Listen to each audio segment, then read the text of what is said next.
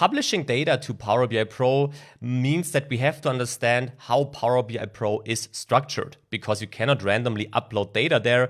There needs to be some kind of organizational logic in the tool. Otherwise, well, it would end in a complete mess probably. Our case would be the following.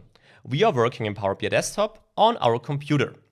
Now we want to publish our project from Power BI Desktop to Power BI Pro, or we want to connect Power BI Pro to Power BI Desktop. Both is possible.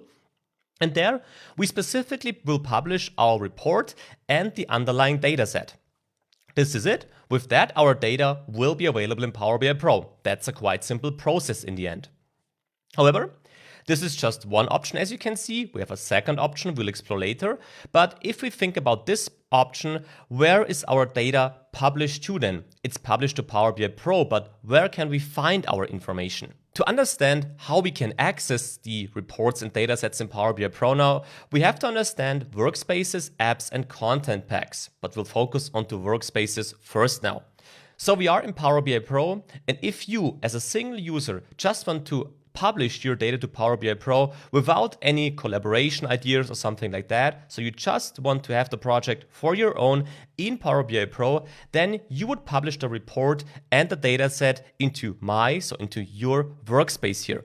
This is the single user option, and this is your personal cloud workspace. It's not possible to collaborate in this workspace with other people. Sharing is possible, but I'll explore it in a few seconds. But it's just your Power BI Desktop project brought to the cloud for your own purposes. In this personal workspace, you can then find your datasets, your reports, and you can also create so-called dashboards.